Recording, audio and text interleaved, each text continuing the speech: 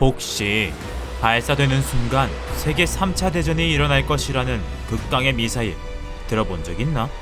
이 미사일을 창에 비유해 보자면 상대방이 방패를 꺼내기도 전에 찔러버리고 운 좋게 막더라도 방패를 산산조각 내버리는 수준이라는데, 바로 오늘 이렇게 전설 속에 나올 것 같은 극강의 미사일을 가지고 왔다. 딱 집중!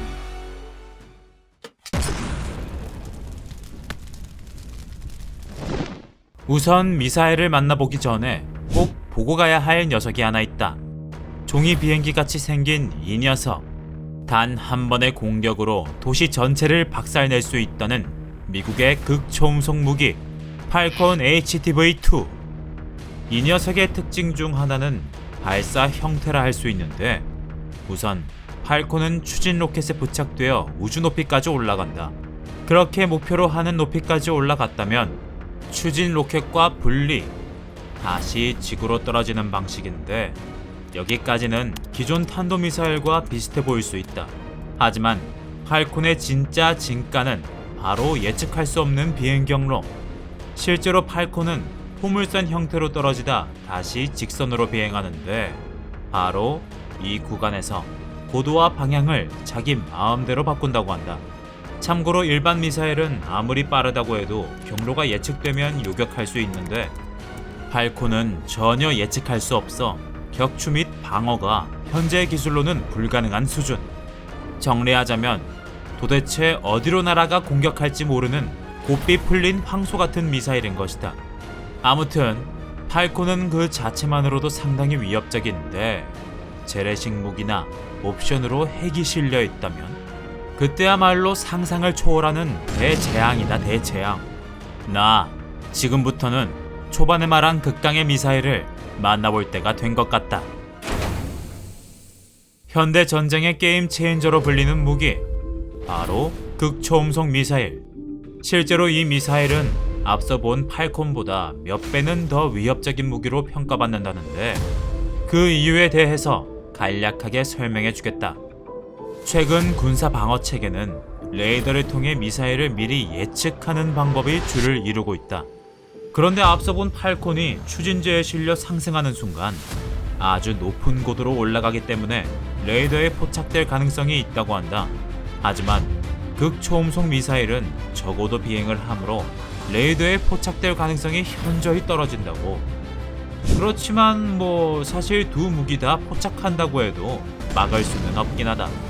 아무튼 모든 나라들이 우리도 이런 미사일 하나 있었으면 하겠지만, 극초음속 미사일은 개발 자체가 극악으로 어렵고 개발 비용 역시 천문학적으로 필요하단다. 인류 최대의 무기가 될 수 있다나 뭐라나.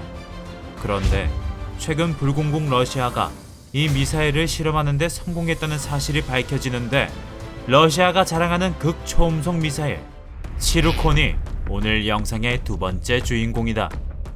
치르콘은 속도가 최소 마하 8 이상이 나온다고 한다. 거기다 사정거리 또한 매우 넓은데, 푸틴이 직접 밝히기로는 1000km 이상. 이런 걸 종합해보면 치르콘은 지구상 어느 곳이든 딱 1시간 내로 타격 가능한 수준이다.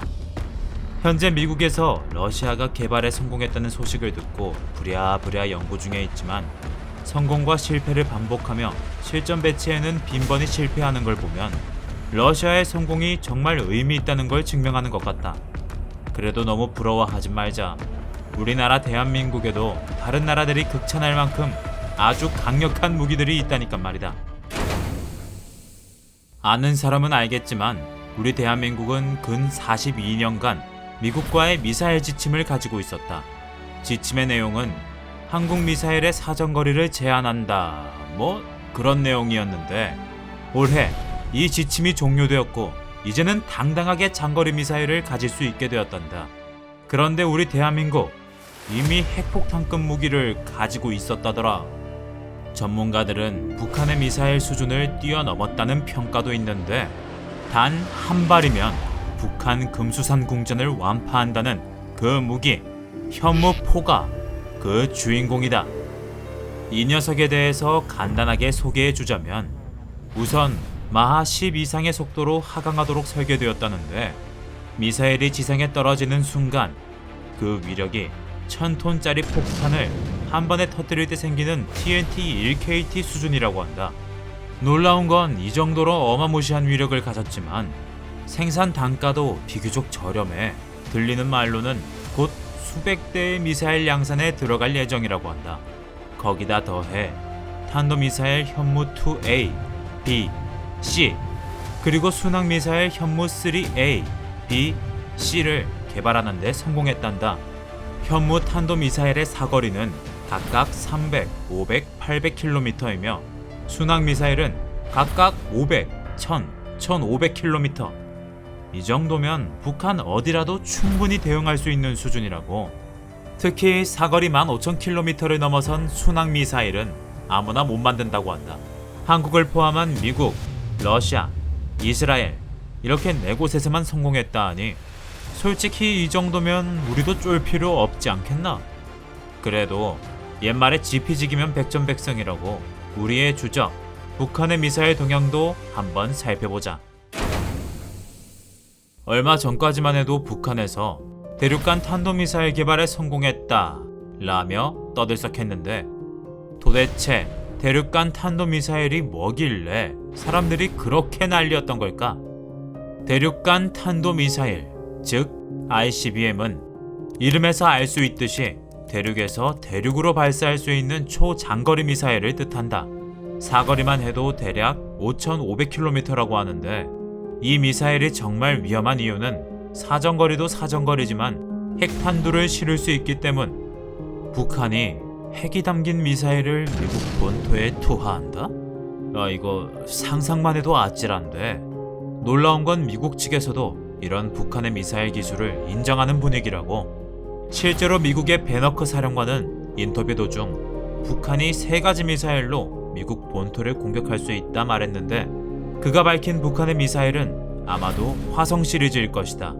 화성 시리즈 중에서도 특히 화성 12형은 외신의 주목을 받는데 북한에서는 이 화성 12형 미사일이 미국 본토까지 사정거리를 넓혔다 밝히기도 했다고. 이뿐만 아니라 최근에는 앞서 봤던 극초음속 미사일 개발에 성공했다네.